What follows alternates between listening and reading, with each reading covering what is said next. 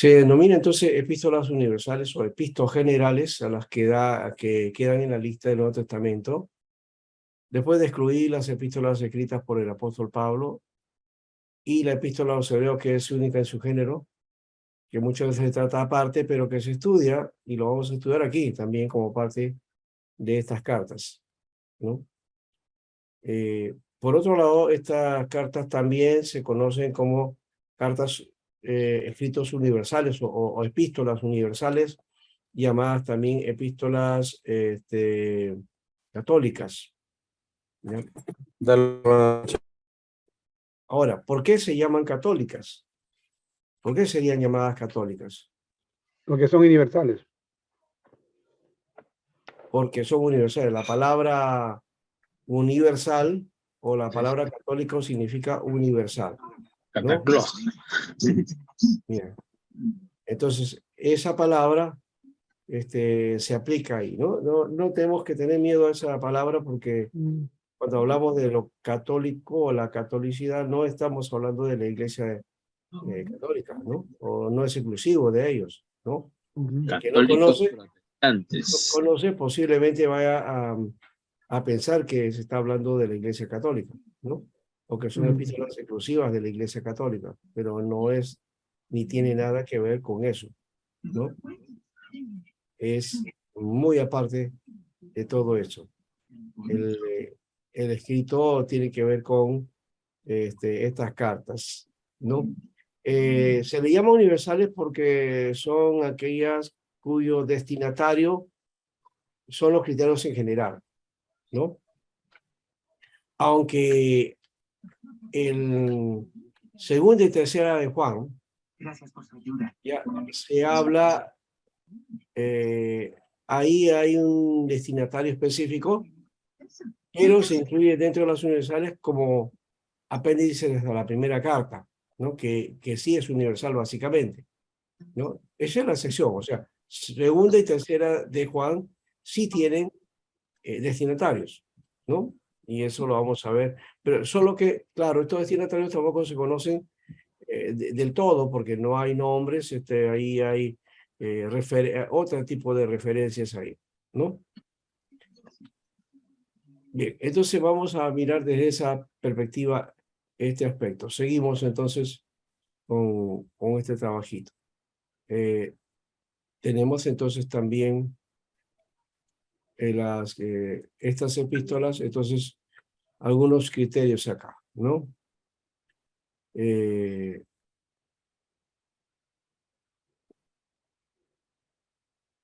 Aquí hay dos criterios generales para definir las epístolas universales, ¿no?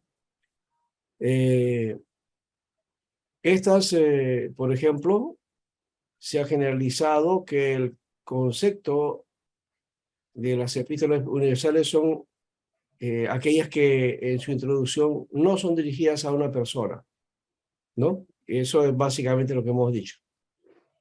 No es como el caso de Tito, Timoteo, Filemón, ¿no? U otras cartas por ahí. Ni una iglesia en particular tampoco, ¿no? Como Romanos o Filipenses, o área geográfica como la de los Gálatas, ¿no? ¿No?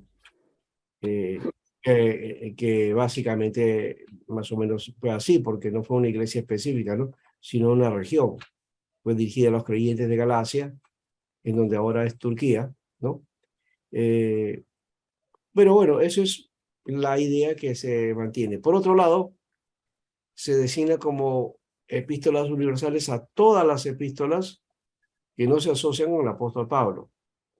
Entonces, bajo ese criterio se excluye de este grupo a las de Hebreo, que es considerado como de Pablo, ¿ya? En la tradición que hay, especialmente en la Iglesia Católica, se pone que Hebreos pertenece a Pablo, ¿no? Nosotros sabemos que no tiene una referencia de autor, ¿no? Y esto viene también de lo que la Peshita menciona, ¿no? En la versión aramea siríaca, asume que la epístola a los hebreos fue hecha por Pablo, ¿ya? Ahora, pero de no ser de Pablo, ¿no? Que es lo más evidente, posiblemente, se puede incluir en este grupo. Y aunque el tema se centra en otras inquietudes que hay en Hebreos, ¿no?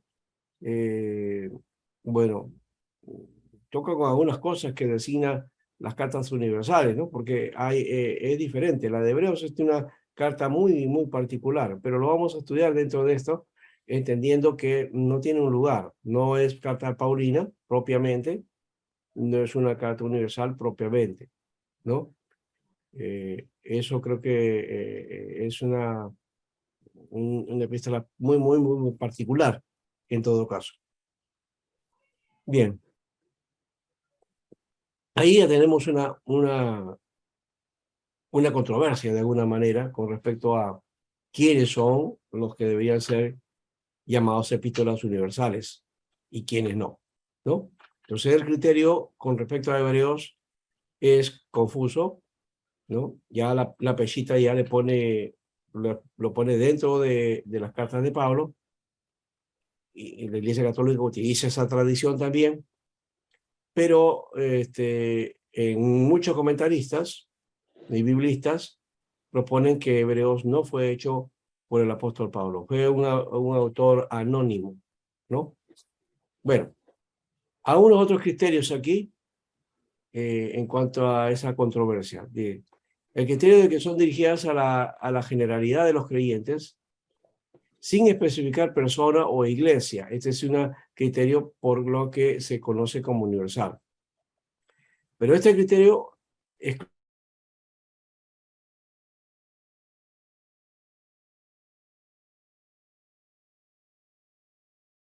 gallo con Y, ¿no? ¿No? No es gallo del animal, ¿no? Es gallo el nombre. También la segunda epístola de Juan estaría entredicha porque algunos traductores y los comentaristas opinan que la señora elegida, ¿no? A quien se dirige esta carta, dicen que es una alusión a la Iglesia universal. Algunos, ¿no? Dicen eso, pero otros dicen que no, no es a la Iglesia, sino a una mujer cuyo nombre o epíteto habría sido eclecte, o también Kiria, que significa señora, ¿no? La señora. La eclecte elegida, ¿no? Ya ahí tienen un nombrecito que está enraizado con la palabra eclesía, ¿no? O iglesia. Eclecte, ¿no? Ese eclecte implica elegida, ¿no? Y Kiria sería señora, que es el femenino de Kyrios, ¿no? Entonces sería señora elegida, ¿no? Eclectejo Kiria. Eclecte que Kiria sería, de todo caso. Y como la iglesia en cuestión parece ser la de Éfeso, algunos personas que eran de ahí, se pudo haber sido nada más que Miriam ahí, ¿no? Que es la madre del Señor. Miriam, que de paso no es Miriam, ¿no? Miriam se ha popularizado dentro de nuestro medio, pero ese no es el nombre de la madre de Jesús. El nombre de la madre de Jesús era Miriam. Miriam. Ese es el nombre hebreo, el verdadero nombre, ¿ya? Es Miriam, ¿no? ¿Por qué aparece entonces María? Es fácil, a la hora de hacer la traducción, o por lo menos los evangelios aparecen y las epístolas en griego, entonces utilizan la forma griega del nombre de Miriam. Entonces pone Marían y luego María también, María o Marián. Esos son digamos, las formas que aparece de la palabra María en el Nuevo Testamento, ¿no?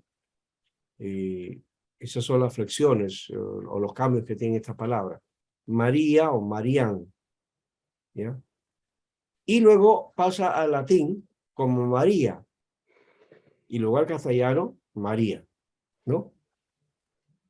Bueno, no vamos a hacer cuestión de estado por eso, ¿no? De que Miriam o María, pero ya saben, ya el nombre real, verdadero de la madre de Jesús era Miriam, ¿ya?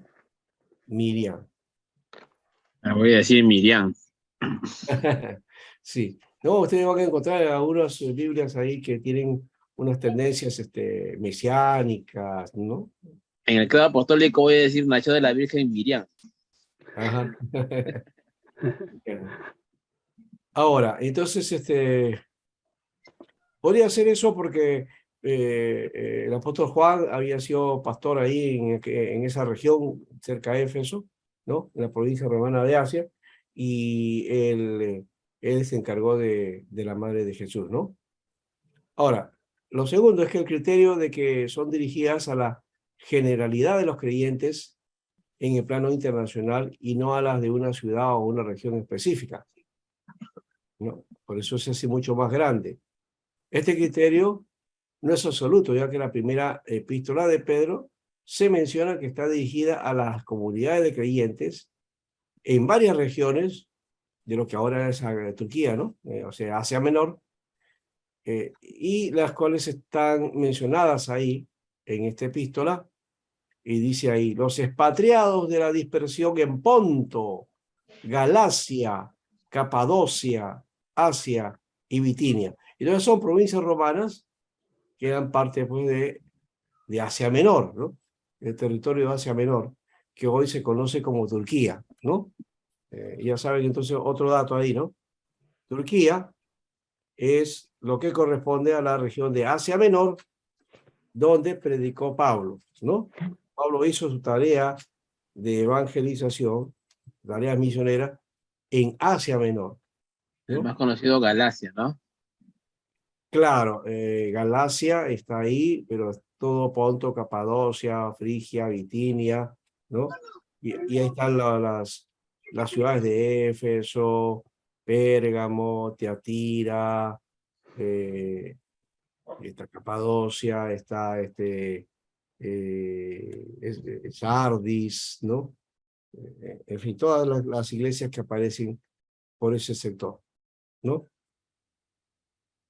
Entonces, hay que tener ese aspecto importante tomado en cuenta. En la primera epístola, entonces, de Pedro, nos dice esa parte, y lo voy a mencionar aquí, ¿ve? Pedro, apóstol de Jesucristo, a los expatriados de la dispersión en el Ponto, Galacia, Capadocia, Asia y Bitinia, ¿no? Entonces, es la mención que se hace a esta región, ¿no? Entonces, según este criterio, aunque en la epístola a los hebreos no se especifica el destinatario en su introducción, parece estar remitida a una comunidad de creyentes en un lugar específico, ya que el saludo, las palabras de saludo que incluye en el capítulo 13, 22 al 25 de este libro de los hebreos, se estima por ese motivo, porque ahí hay algunas palabras de saludo que corresponden este, a una determinada región. También se estima que los destinatarios sean creyentes judíos de Jerusalén, aunque copias de la epístola también hayan sido elevadas a otras comunidades de la diáspora. ¿Por qué? Porque de paso estas cartas serán copiadas, duplicadas, para que otras iglesias también puedan conocer el mensaje o el contenido de estas cartas, ¿no? Así se hizo, y también de paso eso fue el valor que poco a poco llegó a tener para formar el Nuevo Testamento y hacer parte de lo que luego iba a ser el texto sagrado que ahora conocemos como Biblia, ¿no? Entonces, esa era la particularidad de la iglesia de aquel tiempo, ¿no? Que todos estos documentos apostólicos inmediatamente eran escritos o copiados, o tomados de nuevo, duplicados, para enviarlos a otras iglesias para que conozcan entonces lo que era la enseñanza de estos apóstoles, ¿no? Bien. El punto C, El criterio de que son remitidas a la iglesia gentílica o universal, mientras que la epístola a los hebreos está remitida a la iglesia judía. Eso es lo que se plantea con respecto a estas cartas universales. Este criterio es contrariado por la introducción a la primera epístola de Pedro dirigida a los expatriados de la diáspora, ¿no? No es entonces una iglesia gentil ni universal. Habla de la diáspora, está hablando de gente que ha salido de su mundo hebreo, ¿no? Y están fuera, ¿no? Y también la introducción de la epístola de Jacob, dice a las 12 tribus de la diáspora. Otra vez aparece la palabra diáspora, que es dispersión, la dispersión de los judíos fuera de la tierra de Israel. Entonces era gente creyente de origen judío que estaban fuera, ¿no? A eso se llama diáspora o dispersión. Pero también estas cartas universales no excluyen a los gentiles, ¿no? No hay una exclusión. No es exclusiva de judíos, pero tampoco no excluye a los gentiles, ¿no? Al contrario, las incluye como que son parte o forma parte de Israel. Y cuando se dice de Israel, no estamos tomando pues, esta palabra como una espiritualización, ¿no? Los apóstoles y los primeros discípulos judíos creían de veras que los gentiles venían a formar parte de Israel espiritual y nacional. Este mismo concepto se ve en la carta de Pablo, en el capítulo 2 de la epístola a los romanos, ¿no? Que hay una concepción de Israel universal, ¿no? O sea, Israel, todos los que son de la fe son de Israel. El cuarto punto es el D, que es el criterio de que las epístolas universales no incluyen, ¿no? Al final, una sección de saludos. Entonces, no son cartas específicas, ¿no? Esta es una característica que resalta. Sin embargo, como ya hemos estado hablando, la epístola a los hebreos parece incluir saludos para una comunidad específica. Entonces, Hebreo sí parece que tiene esta característica con los saludos respectivos. Estas cartas no tienen los saludos, por lo tanto, no es para una comunidad específica. Ahora, por otro lado, el concepto universal es bastante elástico, pero también a la vez es estrecho, ¿no? Aquí entonces vamos a mirar eso justamente, ¿no? Y menciona que todas las epístolas del canon que no son de Pablo, incluyendo a los hebreos, ¿ya? Que no es de él, ¿ya? Entonces vendrían a ser las epístolas universales, ¿no?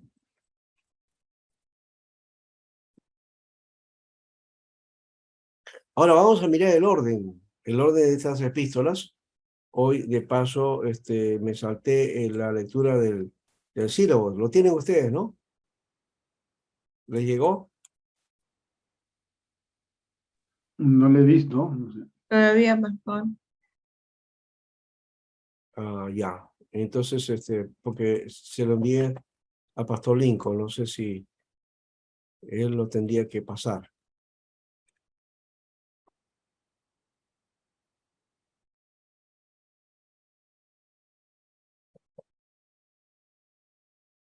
Entonces lo ponemos aquí para plantear.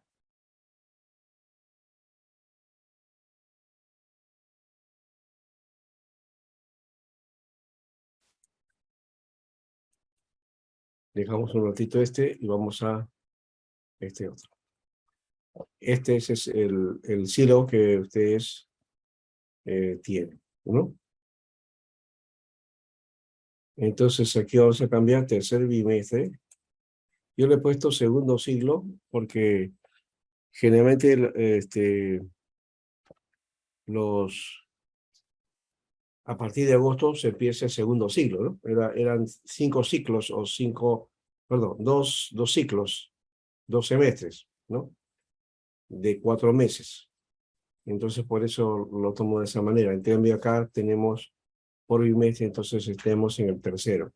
Ya. El estudio aquí dice comprende el análisis, y estudio de las epístolas universales y el proceso que tuvo la comunicación a través de este medio y su influencia en las iglesias. Estas cartas, también conocidas como cartas católicas, porque no hay destinatarios específicos, son los que complementan el Nuevo Testamento, dando a conocer la vida práctica de la fe, la perseverancia en la fe y las situaciones que vivía la iglesia y los creyentes. Son el aliento necesario para la iglesia de ese tiempo y también de nuestro tiempo, ¿no? Dentro de los objetivos que tenemos es que se conozca y se familiarice, el alumno, ¿no? Conozca y familiarice con las epístolas universales. También ver su uso, características, ¿no? Que tienen el Nuevo Testamento. Por eso abajo es características de las epístolas universales de una manera específica. Por otro lado, es que aprenda la teología y el pensamiento de estas epístolas universales y también su aporte a la doctrina cristiana. ¿Sí? Y por otro lado, que el alumno tenga un punto de partida para profundizar en el tema epistolar y su mensaje evangélico, ¿no? Entonces acá nos faltó la palabra epístolas. Ya, muy bien. Y aquí creo que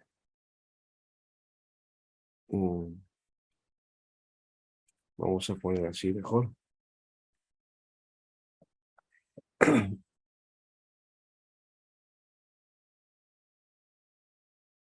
Y vamos a poner acá, desde aquí, comprende la de estudio de las epístolas. Ahora sí.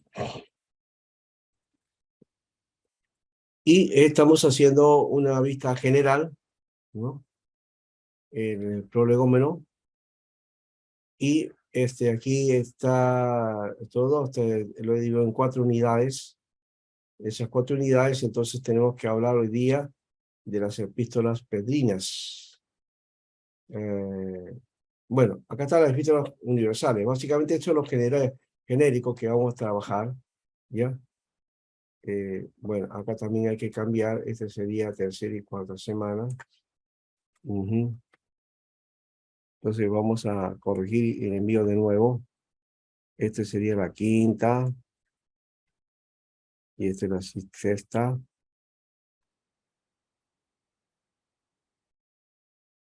Y esta es la séptima semana, ¿ya? Esto, o sea que entre la primera y segunda vamos a mirar este aspecto, ¿no? General. Y de ahí vamos a trabajar Santiago y Hebreos, ¿no? Que van a ser las cartas primeras que vamos a trabajar. Vamos a mirar, esta es la parte general y entonces vamos a trabajar acá Santiago y Hebreos. Lo voy a poner acá mejor, que vamos a trabajar por este lado.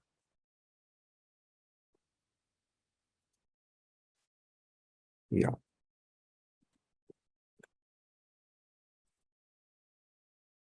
Esto de acá es ya, las generalidades, ¿no?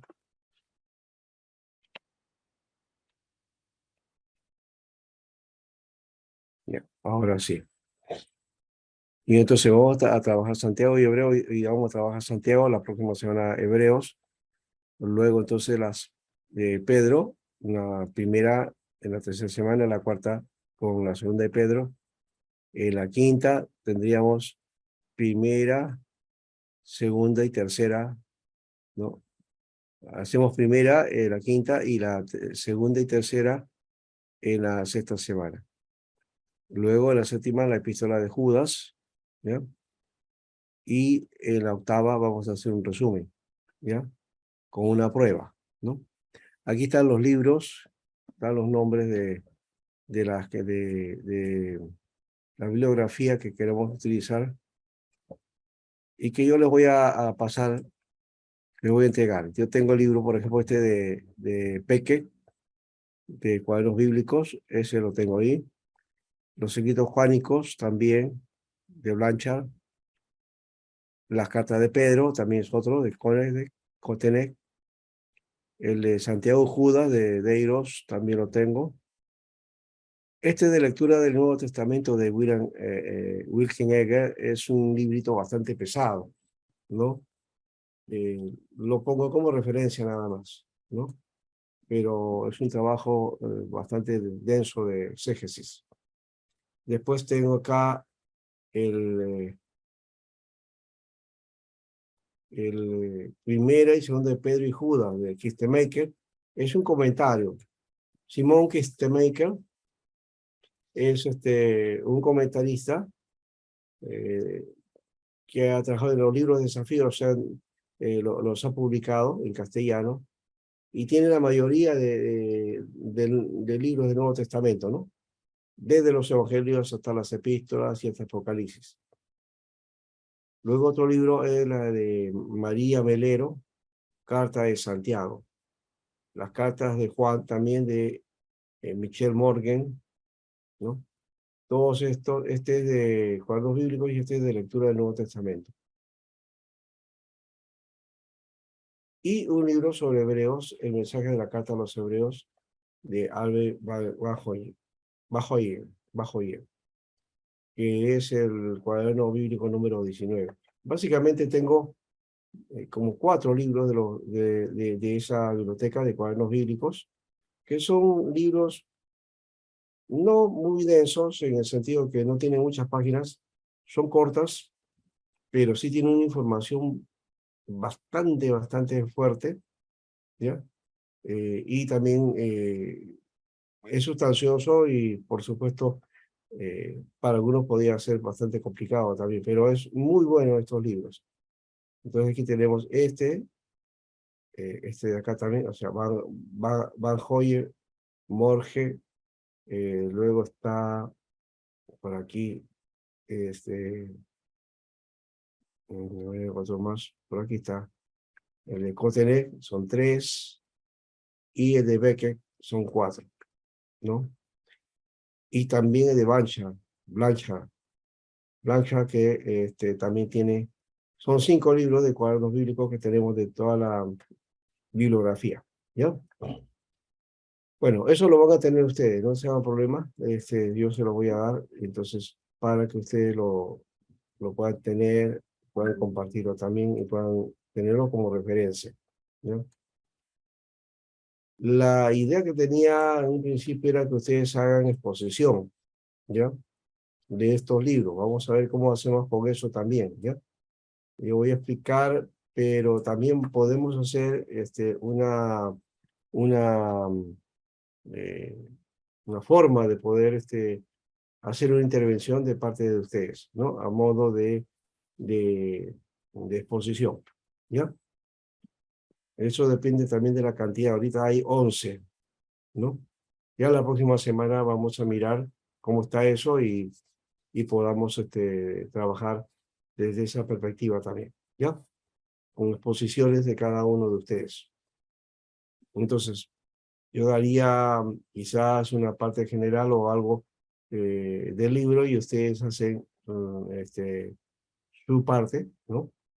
De acuerdo a cómo vamos desarrollando, ¿ya? Muy bien. Entonces, siguiendo ese aspecto, entonces vamos aquí a seguir trabajando este aspecto de la universalidad de estas cartas y por qué sentido tiene ese nombre, ¿no? Ahora, vamos a mirar el orden de las epístolas acá. Y el orden de las epístolas en nuestras Biblias está de esta manera, ¿no? Epístola a los Hebreos, epístola de Santiago, epístola de Pedro, primera, segunda y tercera de Juan y epístola de Judas, ¿no? Entonces son 8 epístolas que son consideradas pues universales. ¿no? Ahora, de este grupo, ¿ya? De este grupo de epístolas que sucede en nuestras Biblias en español al grupo de las epístolas de Pablo. O sea, primero están las de Pablo y vienen después estas, ¿no? Pero no es el orden que tiene las epístolas en la Peshitta, es decir, en la Biblia en idioma arameo. La Peshitta aparece ordenada de un criterio diferente, es un criterio más bien cronológico, ¿no? Entonces, dentro de eso aparece acá Santiago primero, luego primera y segunda de Pedro, primera, segunda y tercera de Juan y Judas, ¿no?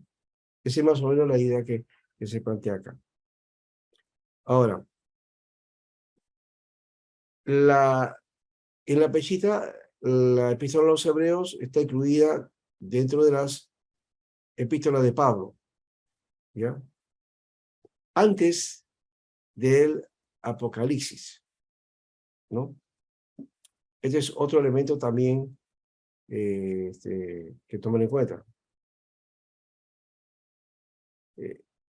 Decíamos que el orden que tenemos, por ejemplo, ¿no? Que es este orden, tomando Hebreos primero y luego Santiago y hasta Judas. Aquí entonces estas epístolas universales, ¿no? Preceden a la epístola de Pablo, es decir, las de Pablo están primero y luego vienen estas, ¿no? Aquí el orden en la Peshitta es diferente, ¿ya? Y aparecen, en este caso, de otra perspectiva. Yo no tengo ahorita la Peshitta para explicarles eso en sitio, ¿no? Pero tiene su elemento aquí, ¿no?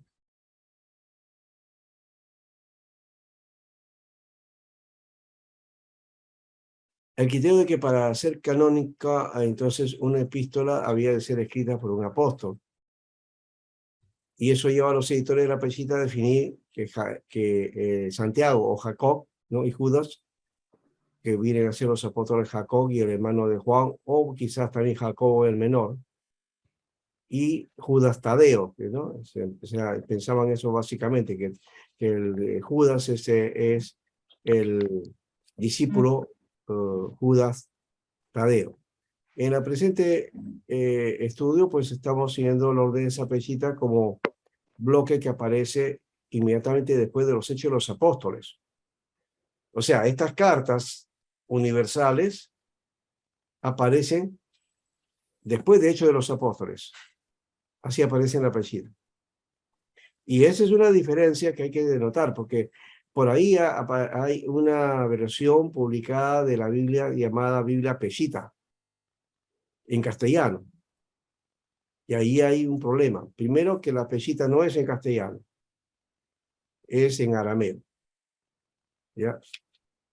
Y esa Peshitta en castellano, o traducida de la Peshitta según eso, no guarda el orden que tiene la Peshitta, sino que guarda el orden que comúnmente tenemos en nuestras Biblias, ¿no? Estas epístolas universales aparecen después de Hechos de los Apóstoles, ¿ya? Y la lista empieza con Santiago y termina con la epístola de Judas, ¿no? Bueno, ahí está la controversia sobre el asunto de si es el hermano del Señor, ¿no? En este caso Judas, ¿no? Y sobre Santiago también algo de eso hay, ¿no?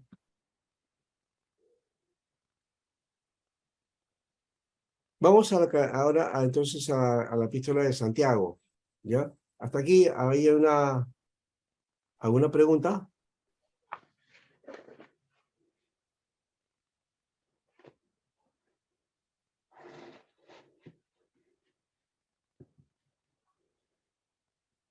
¿Mm? ¿Ninguna? Por ahí he escuchado un ruido. pero no sé de quién es. Pastor, una consulta. Ya. Pastor, la Biblia Peshitta, Mm. también lo comparte, es bueno que lo utilicemos. No, no es necesario. La peshita es ya hemos dicho, es arameo, en arameo. La peshita propiamente es en arameo. Y había que estudiar arameo para usarlo, ¿no? O para trabajarla, o para referenciarla, ¿no? La peshita hecha en la traducción al castellano no la recomiendo. Es una traducción, ¿ya? Debería decirse ahí, Biblia Biblia en castellano traducida de la peshita. Pero también, por otro lado, ya hemos dicho, no guarde el orden como aparecen los libros en la peshita. Este asunto del orden de los libros, ya nos damos cuenta que el orden como que parece que no se guardó un orden específico, tanto en el Antiguo como en el Nuevo, ¿no? En el Antiguo, por ejemplo, los judíos, en este caso la versión hebrea del Antiguo Testamento, tienen un orden que nosotros los evangélicos hemos respetado. Pero la Septuaginta, que es la versión en griego, tiene otro orden. Ahí viene una controversia, porque esta versión del Nuevo Testamento, del Antiguo Testamento, perdón, hecha en griego, que se llama la Septuaginta, o la versión de los 70, es la que utilizó la iglesia para la misión, para la evangelización. Le fue más fácil porque estaba en griego y poder entonces así alcanzar a mucha gente. Pero y por eso dije, hay una controversia aquí. Y surge la controversia, ¿por qué? Porque la Septuaginta tiene libros, ¿no?, que no están en el texto en hebreo. Eso quiere decir que la versión en griego pone otros libros que la versión griega, o por lo menos los judíos no aceptaban, para sus escritos sagrados. No los pusieron en esa lista de escritos sagrados. Ahora, la situación de cuestionar esos libros de la Septuaginta aparece cuando la reforma se da y las iglesias van creciendo. Entonces Lutero reclama y cuestiona estos libros que están en la Septuaginta y que no aparecen en el texto hebreo. ¿Ya? Aún así, Casiodoro de Reina, al traducir la Biblia que ustedes utilizan, que todos nosotros utilizamos, la Casiodoro de Reina, la original, fue hecha con apócrifos, estos libros que la Iglesia Católica llama deuterocanónicos. Ese es el nombre real que debería llevarse también, deuterocanónicos, ¿no? El texto hebreo, vuelvo a repetir, no lo tiene. Ahora, Casiodoro los traduce y los pone en el texto, en el castellano. Eso es en 1569. En 1602, Cipriano de Valera revisa esa versión traducida por Reina. Y cuando hace su revisión, él no excluye, no quita estos libros, sino lo que hace es agruparlos a la mitad, es decir, en medio del Antiguo y Nuevo Testamento. Ahí pone esos libros, pero no los quita. Posteriores revisiones, la siguiente revisión a Valera, ahí aparece ya lo que se conoce como Reina Valera. La revisión que o el revisor que hizo esa revisión de Valera, revisó a Valera y revisó a Reina. Y de ahí todas las revisiones se van a llamar Reina Valera. ¿Ya? Recuerden eso. O sea, que la Biblia que nosotros utilizamos no la hizo Reina y Valera, porque no fue un trabajo en conjunto. Fue primero el trabajo de Reina. Caseros de Reina fue el primero que lo tradujo. Y luego Cipriano revisa esa versión y le va adaptando algunos detalles, se va mejorándola, ¿no? Y luego el siguiente revisor, al ver el trabajo que habían hecho ambos, le pone entonces Reina Valera, ¿ya?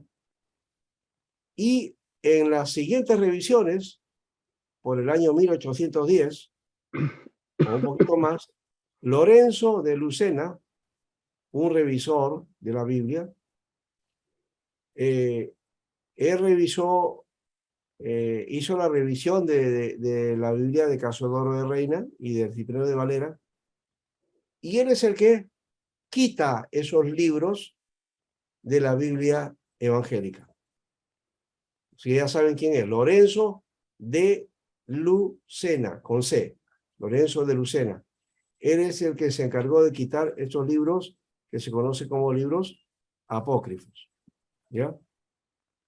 A partir de ahí, la versión Reina Valera va a venir sin esos libros apócrifos, ¿ya? Pero en el caso que tenemos nosotros aquí, yo tengo la versión de Reina, ¿ya? Y la tengo, a ver cómo está. Acá está, ya lo vi. Reina entonces trabaja la Biblia, ¿no? De esta manera, poniéndole de acuerdo a la traducción como la Septuaginta la había puesto, ¿no? Aquí ustedes pueden ver. No se ve. No se ve. Ahí se ve un poco. Ahí está. Ya ahí se ve. Ahí está el libro del Eclesiástico, ¿ya? El Eclesiástico, ¿ya? Es el libro que aparece. Ese es un libro que está en la Septuaginta, ¿ya? Muy bien. O sea que en 1960 fue la última revisión. ¿Ah? En 1960 fue la última revisión. No, 1960 no es la última revisión. La última revisión es la de la Reina Valera contemporánea, que es hecha en 2010, creo que más o menos por ahí es, 2010. Esa es la anterior revisión. La siguiente de 60 es la 1965. ¿Ya? O sea que la revisión de 60 es la 1995, es la Reina Valera 95. Después de la Reina Valera 95 viene la Biblia contemporánea. ¿Ya? Y yo tengo esa versión de la Biblia contemporánea. Esta es la Biblia de la Reina Valera. Pero ¿por qué entonces más se usa la de 60 que del 95, la contemporánea? Eso ya es asunto de la iglesia, no es asunto de otro. La costumbre que la iglesia de usar la 60, ¿no? ¿Ya? Que no es una... No hay versiones perfectas, ¿no? Pero no es buena también. Es aceptable, pero no es tampoco una gran versión, ¿no? ¿No? Tiene sus defectos, ¿no? Como otras versiones también tienen sus defectos. Bueno, por ahí debo tener la contemporánea. Yo utilizo generalmente esa en algunos casos para predicar. La tengo por ahí. Es una versión que justamente se me apolilló. Una de las recientes que tenía, pero se me apolilló. A ver. Mm.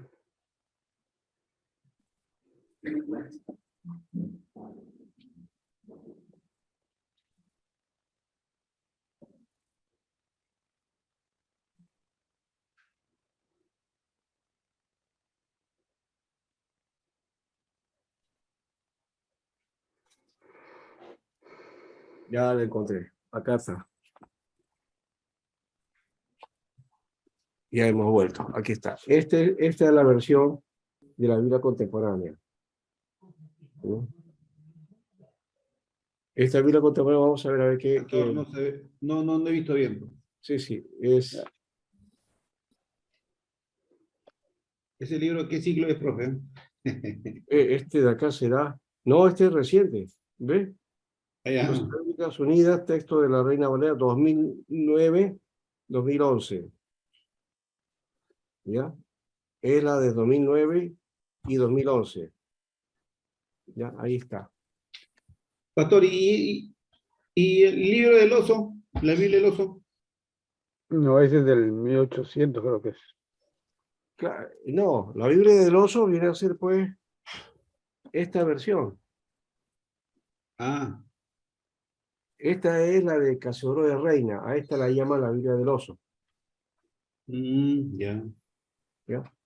Porque tiene en su portada tiene Un un oso oso comiendo miel. comiendo miel. Sí. Ujú. Entonces, No por se ese nota motivo le llamo. por su filtro. Voy a quitarle el filtro. Pero yo he estado leyendo poco o escuchando también la nueva versión internacional, pero Miren, mejor me quedo con la 60. Ahora sí. esta es la versión de Casiodoro de Reina que se llama la Biblia del oso. Fíjense, ahí hay un oso, ¿eh? Mm. Ah, está. Interesante. Pastor, hay que sacarle copia a eso. El pastor Alberto va a hacer un sorteo de la Vamos a andar- un sorteo. Una Sorteo, sorteo. No, A lo eso mejor no alumno se se sortea, lleve. eso es parte Un del sorteo. Yo tengo mi oso, pero ahí hay muñeco nomás. Ahí está, Hay que ¿ves? sortear esa Biblia, güey, pastor. No tengo la de Casiodoro, la de Cipriano de Valera, ¿eh? Bien, ¿ah? Que también, como digo, tiene lo mismo. Acá está lo que les enseñé, ¿no? El libro eclesiástico. Acá está, ¿ves? Ahí está. Eclesiástico. ¿Ya? Pastor, Ahora. Pastor, sería bueno que nos invite a su casa para ver todos los libros. Bueno, en algunos casos tengo algunas versiones, sí. Y esta de aquí es la versión que le digo de la contemporánea, ¿no? Entonces, ¿Ah? acá mismo dice, y está al comienzo, ¿no? En la fecha. Fíjense, ¿ve? Ah, no, sí, ahí está la fecha, ¿ve? Fíjense. 1569. 2009, 2011. Sí. ¿Esa es la más actual, pastor? Dice Valera Esa es la, contemporánea, ¿ah? Valera contemporánea. de la versión Reina Valera. Esa es la más actual. Claro. De la Reina Valera. ¿Ya? ¿Qué, pastor, quiere decir que es una versión más actualizada Sí, sí, en el sentido de la traducción? sí, sí. Es la más adaptada al lenguaje contemporáneo, pues, ¿no? Pastor, una vez más a ver la Biblia del oso para hacerle un pantallazo. Pantallazo. Ya lo estaba guardando. Yo creo que el pastor va a sortear, ¿ah? El pastor no va a sortear. Y eso va a hacer una rifa para ver quién se lleva la Biblia. Alexis va sorteando, pero para los que se Yo, muestran. yo compro 10 tickets, pastor, y compro 10 tickets. Sería bueno, Pastor, que nos invite para ver ahí si se pierde su Biblia por ahí. Un ladrillo ponemos, un ladrillo. Quirios hay, ¿ah? Un ladrillo Quirios. forrado. Yo no pude, estuvieron Sociedad Bíblica, trajo una cantidad de esta versión, ¿no? Pero que no pude sacar y que estuvieron promocionando cuando estábamos promocionando el STEC, me acuerdo ahí, ¿no? Y creo que un par de alumnos nada más compraron esta versión de la Biblia del Oso, mucho más bonita, ¿ya? Fueron por los 500 años, pero ya de la Reforma, por ahí fue, más o menos por ahí. ¿Ya? Mm, Estaba barato, ¿ah? No estaba caro esa versión, 180 Ya. soles, ¿Y 200 ahora soles. cuánto está? ¿Y ahora cuánto está, pastor? No, esa versión debe estar un poquito más de 300 soles. Sí, ya. La que sí he conseguido es recién y me la han enviado de Jerusalén, es esta. Es una Biblia, le llaman Biblia Coren de Jerusalén, ¿no? La edición Coren, Biblia de Jerusalén, la edición Coren, es la edición compacta, ¿ya? Pastor, comparto la idea del hermano César. De repente hay una visitación a su casa para ver su Biblia. Ese es el texto hebreo y está en inglés en el otro lado, ¿no? Una visitación, Alexis, ¿qué es Una eso? visitación, Léxico. visitación. De otro nivel, ya arameo, hebreo, griego, incluido todo. Sí, no tengo arameo, no lo tengo. Eso sí no lo tengo, eso lo tiene. Hay un amigo que consiguió, curiosamente consiguió esta versión aramea, ¿ya? Oh. Que al final es escrito, el arameo lleva las mismas letras del hebreo, son las mismas letras, el arameo original, ¿ah? ¿Sí? Pastor, pero ahí están, no están incluidos algunos versículos que han sido añadidos ¿En cuál? Hay momentos que... en la contemporánea. No, la contemporánea guarda la línea de Reina Valera, no quita. Eso está eso es la versión NBI, la nueva versión internacional, es otra, ¿ya? Mm, La nueva versión internacional no es Reina Valera, ¿ya? mm, Y también ya. hay otra versión que es la Biblia textual. Esa sí, no toman en cuenta esos textos, ¿no? Mm, ¿Ya? Ahora, pero eso no es problema. En realidad no están esos textos en los originales, es decir, en los manuscritos, los que se han descubierto hace poco, pero que son los más antiguos, ¿no?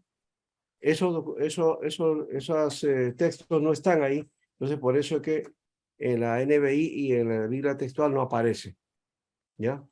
No mm, aparece, ¿ya?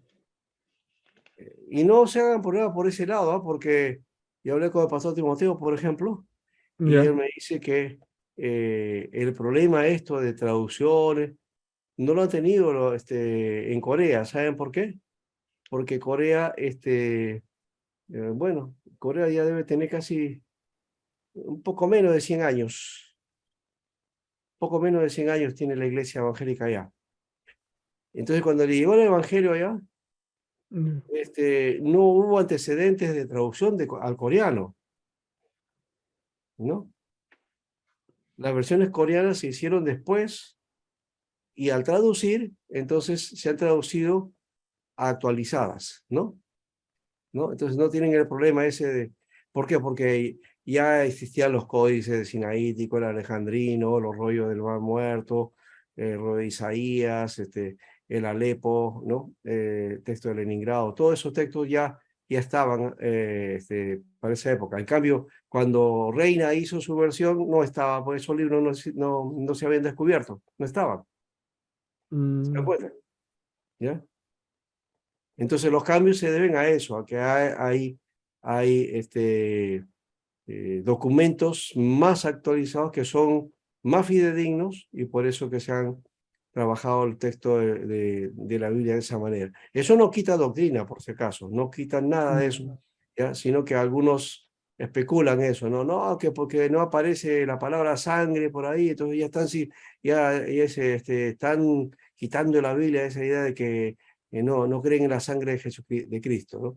O cuando dice la Biblia que este género solo sale con oración y ayuno y solamente aparece la palabra oración, ¿no? Solamente este género mm, saldrá con oración, ¿no? Y entonces ya ve, no creen en el ayuno, no es que eso no es, el texto está así, Así está en esos textos originales, ¿no? Entonces, que no se cree, no, eso no, la práctica de la iglesia siempre ha sido también el ayuno, así que no es necesario hacer una doctrina de eso, ni tampoco que la Biblia se diga algo de eso, porque es una costumbre de la iglesia, ¿no? Y esto es porque tenemos un concepto dentro de nosotros los evangélicos, y seguro que ustedes también lo utilizan, ¿no? Que para cualquier cosa, esté doctrinal o enseñanza, a ver, dime en qué texto de la Biblia está. Dice, ¿no? ¿En qué texto de la Biblia, no? Cita, dame una cita para confirmar.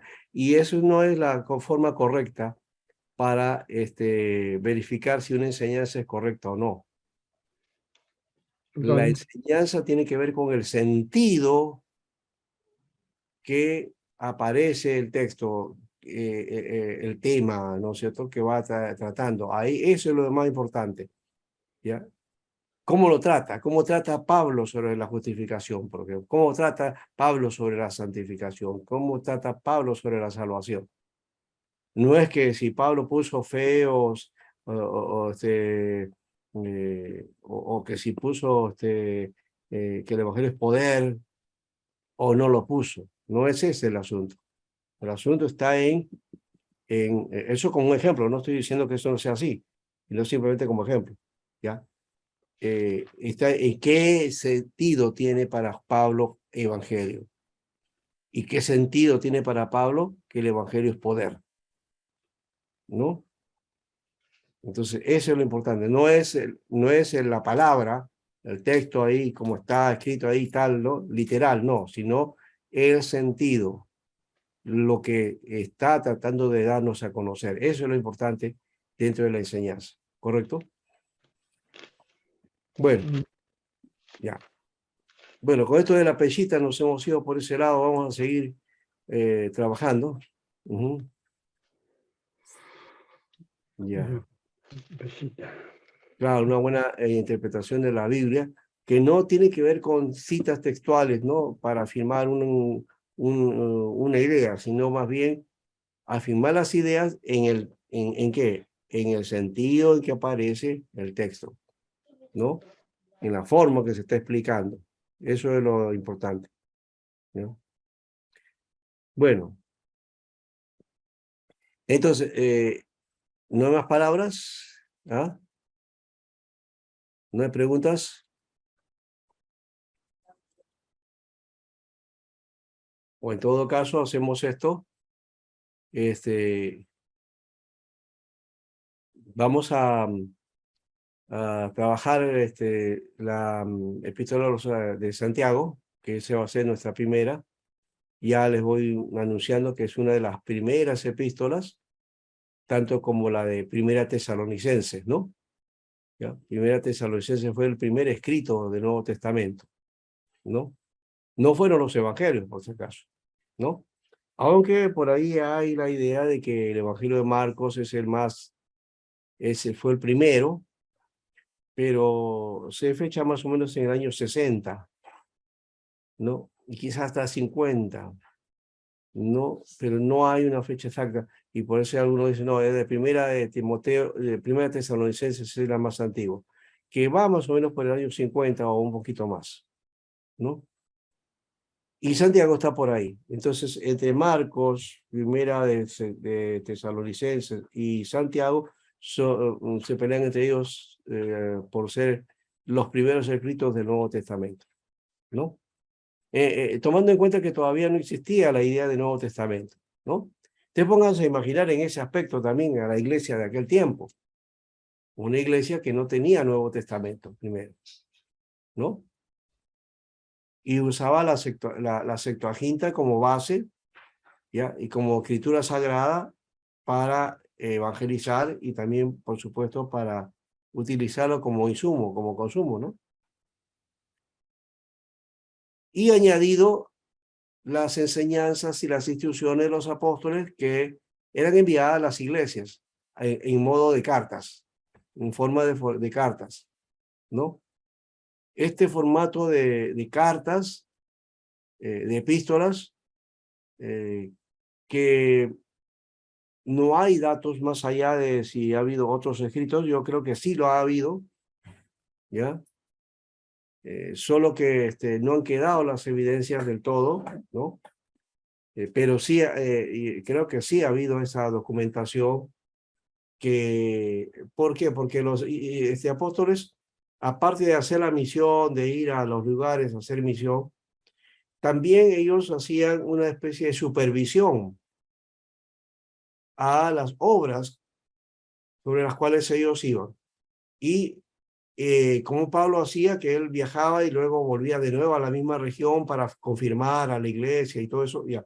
También ayudaba, ¿qué cosa? A la formación, a la consolidación, la comunicación por medio de cartas, que han quedado para la posteridad las cartas de Pablo, y por eso es que Pablo es mucho más conocido, ¿no? Y de paso, cuando nosotros estudiamos el Nuevo Testamento, no podemos dejar de ser paulinos. ¿Por qué? Porque Pablo es el que ocupa un gran espacio, ¿no? Un gran espacio en todo el espectro de estas cartas, ¿ya? Su pensamiento es muy fuerte ahí. ¿Por qué? Porque tiene 13 cartas, recuerdo. ¿Cuántos libros tiene el Nuevo Testamento? A ver. 27, Son 27, no se olviden, ¿no? ¿Cuántos tiene el Antiguo? 39. 39. ¿Y cuánto sería con la Septuaginta o con los apócrifos? ¿Cuánto sería? Los próximos son 66. 46. 46. Ya. Entonces, nuestra Biblia tiene 66 libros. Las versiones que tienen de base la Septuaginta, ¿cuántas tiene? Ay, se imagina. 73. 73. 73, 74. Eso es lo que tiene las Biblias católicas, ¿no? Cualquier versión de la Biblia va a tener esa cantidad de libros, ¿ya? Excepto las versiones protestantes. La versión protestante no tiene los libros apócrifos, ¿no? Por lo menos en la versión castellana. La versión coreana también es igual. En el inglés, el de King James, también, ¿no? Y de seguro por ahí más bien hay versiones al inglés en versión católica. No sé si habrá eso. Supongo que sí lo hay, ¿no? Pero las versiones que vienen de Inglaterra y Estados Unidos generalmente son de origen protestante, ¿no? La King James es una versión hecha por el rey Jaime, no hecha por él, sino ordenada, ¿no? Y es la base para las versiones en inglés, ¿no? Bueno, entonces, tomando en cuenta esto que les estoy mencionando, ¿no? La comunidad de fe, entonces, estaba expectante de comunicarse o de que vengan las enseñanzas de parte de los apóstoles. Y para ellos era muy grato tener a los apóstoles en presencia viva, pero también era alegría cuando llegaba algún documento, una carta, una epístola que venía por los apóstoles, ¿no? Y ellos lo tomaban como escritura, como palabra de Dios. Por eso es que poco a poco estos documentos llegaron a ser parte de lo que ahora conocemos como palabra de Dios, la Biblia, ¿no? ¿Se imaginan entonces ustedes la iglesia? Eso creo que es la pregunta que hice anteriormente. ¿Se imaginan ustedes una iglesia sin Biblia? No, ¿no? Pero eso es lo que tuvieron los primeros creyentes. No tenían Biblia. ¿Ah? ¿Cuándo es que aparece la Biblia entonces? ¿Cuándo aparecerá eso? Todo el conjunto de la Biblia. No es canon ahorita lo que estoy haciendo, pero para que ustedes conozcan algo de eso. ¿Cuándo habrá sido? A ver, propongan ustedes. ¿Cuándo piensan ustedes que ya se tuvo o se comenzó a hablar de Biblia porque ya se tenían todos los libros, o por lo menos el consenso de la iglesia llegó a aceptar o a reconocer estos libros como sagrados y los incluye, y a partir de ahí empieza entonces a popularizarse el documento llamado Biblia. ¿Cuándo aparece eso? ¿O cuándo se da? ¿Cuándo será? ¿En la Septuaginta, pastor? No, la Septuaginta solamente es la versión del Antiguo Testamento en versión griega, la traducción griega.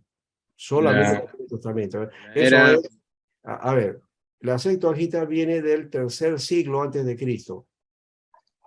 O sea, esa versión viene a ser de 280, más o menos, al 200, por ahí, ¿ya? Antes de Cristo. O sea que esa versión traducida del griego es la primera base del Antiguo Testamento, porque ni siquiera había el texto hebreo completo para esa época.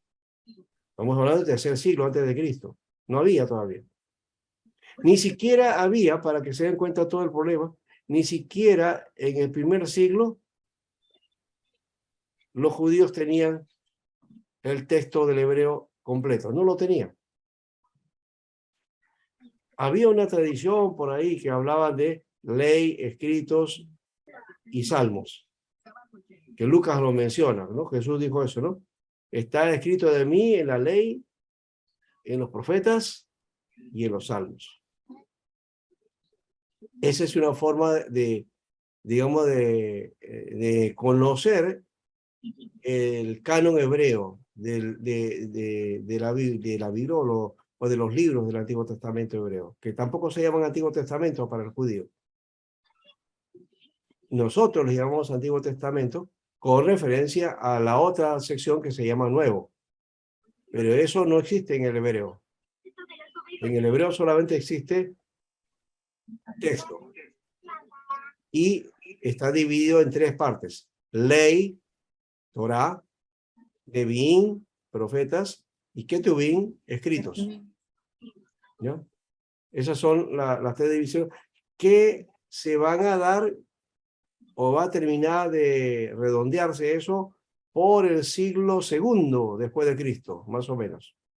Por el año 100, 150, 120, ya entonces teníamos ya estaba completo en el texto hebreo.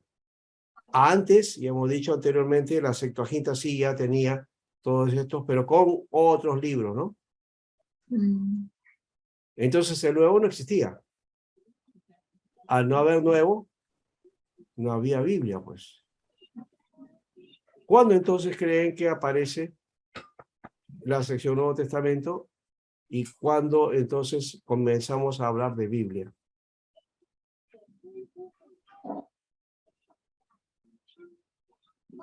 ¿Saben cuánto más o menos?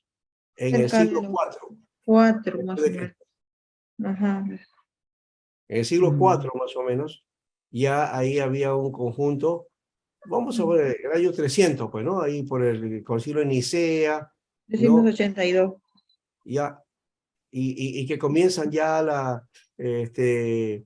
a catalogar los libros y se da una cantidad de, bueno, y todas las controversias que hubieron acerca de los libros y todo eso. Ya para el siglo, entre el 4 y 5 ya se define, está Nicea, Calcedonia y otros más, ya que definen este aspecto. Y para el siglo V ya teníamos Biblia. Ya podemos hablar de Biblia ahí, ¿no? Después del concilio de Calcedonia, en todo caso, pastor. Podríamos hablar de esa manera, pero no es tan así fijo, ¿no? De seguro que esto fue una colección que se fue añadiendo poco a poco, porque en realidad podemos hablar del texto canónico del Nuevo Testamento desde que Marción, porque Marción fue el que hizo una lista. Marción comenzó a hacer una lista, que no es el número de 27, creo que fue 21 o menos de eso. Entonces, el primero que lanzó una lista del Nuevo Testamento fue Marción, ¿no? Entonces, por ahí, por la época, ¿y cuándo fue Marción? Marción viene a ser más o menos del 170, 200, por ahí más o menos, creo. 200, por ahí algo así, no tengo la fecha ahorita de Marción, ¿no? Ujú. En todo caso, podemos mirar a Marción como la base, con el iniciador, ¿no? ¿No? ¿Ya? Como el iniciador del texto, ¿no? Del Nuevo Testamento. Y Marción fue un hereje, por si acaso, ¿no? Ujú. ¿Ya? Pero a pesar de eso, el valor que tiene es de haber intentado hacer una lista que después los discípulos fueron tomando en cuenta, ¿no? ¿Ve? Sí, pues Marción es del 110, 160, ¿ve? Pero entonces podríamos considerar que Manción fue el primero que, aunque no, bueno, decía cosas que no eran correctas, pero era el primero que hizo un compendio de estos libros. Sí, él hizo el compendio de estos libros. ¿Ya? Marción. Escribió un primer canon en el que incluía únicamente los escritos de Pablo, dejando solo epístolas como auténticas, quitó a los hebreos y los pastorales. El Evangelio según Lucas, sí, los 2 primeros capítulos, y después de este canon, el cristianismo ortodoxo se dio cuenta de que era necesario organizar la maraña de escritos que se habían producido desde el origen del cristianismo y publicó su propio canon, que llegó a ser lo que hoy conocemos como Nuevo Testamento, ¿no? Ese fue el impulso, ¿ya? Y eso, todo el segundo siglo, el tercer siglo, por el año 200, comenzó ya a trabajarse todo este aspecto y llegó hasta el 300 con los concilios, y los primeros concilios definen también este asunto del Antiguo Testamento, del Nuevo Testamento, ¿no? Gutenberg, pastor. No, Gutenberg no tiene que ver con esto. Él fue el que le imprimió, ¿no? Por primera vez. Él imprimió, y ahí viene otro dato, porque Johannes Gutenberg, él es de 1500, ¿ah? Es del siglo XVI. Sí, muy más allá ya. Claro, es de la época de la Reforma, ¿ya? Entonces, 1452. ya, 1400, y él, no inventó la imprenta, porque la imprenta ya saben que fue inventada por los chinos, ¿no? Pero él utilizó ese material, ¿ya? Y Gutenberg lo que hizo es mejorar los tipos, ¿no? Y lo primero que hizo, porque fue el primer libro, o sea, el formato de libro que conocemos hoy día, que se llamaría códice para la época antigua, ¿ya? Pero impreso hoy día, ya impreso se llama libro, ¿no? Porque antes era copiado, ¿no? ¿No? Era el amanuense que tenía que escribir, ¿ya? Ahora era con tipos, es decir, con unas formas que formaban las letras y se imprimía. Eso lo hizo Gutenberg, la imprenta de Gutenberg, ¿ya? Y creo que no, el inventor de la imprenta fue Gutenberg en realidad, ¿no? Sí. Y él es el que trabajó esto, ¿ya? Y y hizo el primer libro, ya que se imprimió, ¿no? ¿Ya? Gutenberg imprimió el primer libro. ¿Sabe qué fue el primer libro? Fue la Biblia, ¿ya? La Biblia.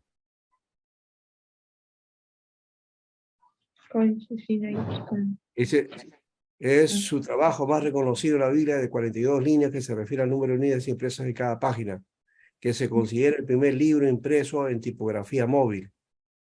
Fue la clave para la propagación de las ideas de Martín Lutero y con ello de la Reforma Protestante. Estuvo involucrado en un famoso caso judicial en su natal Maguncia, donde se ventilaron los detalles de su invento hasta ese momento secreto. Él inventó la imprenta, pues, ¿eh? Se considera a su invento junto con la caída del Imperio Romano del Oriente y el descubrimiento de América como los principales motores de la modernidad. ¿Ya? Entonces Gutenberg inventó la imprenta, ¿no? Inventor de la prensa de imprenta moderna con tipos móviles.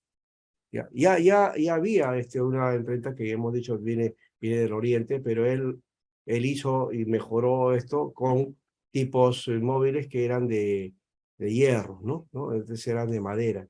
Él hizo esto y viene a hacer el uso de la tecnología también, ¿no? Ahí se da ese aspecto. Y lo hizo esa versión fue hecha en latín. La versión fue hecha en latín, ¿ya? De la Biblia. Pero estamos hablando de otra etapa, en realidad, ¿ya? No es lo mismo hablar de Gutenberg que hablar de Marción, ¿no?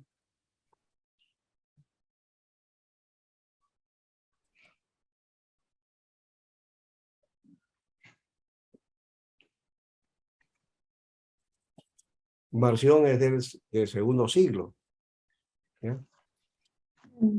Entonces, ya para más o menos mencionar, bueno, ya podíamos hablar de Biblia desde el segundo siglo hasta el tercero, ¿ya? Pero todavía no estaba definido todo, pues, ¿ya? Entonces, por ese motivo es que yo propongo que habría que trabajar desde otra perspectiva el asunto y ya podemos decir de cuarto o quinto, ya podemos hablar de Biblia como tal, ¿no? ¿Ya? Muy bien. Bueno, entonces vamos a detenernos aquí. Al descanso. ¿Ah? Ya el descanso. Descanso, sí, el descanso. Sí. Ya estaba reclamando, sí. Ya, un descanso y volvemos, ¿ya? 15 minutos. Bien, profe, escuchó 20. Bien, bien. No, 15. Escuché media hora, me parece.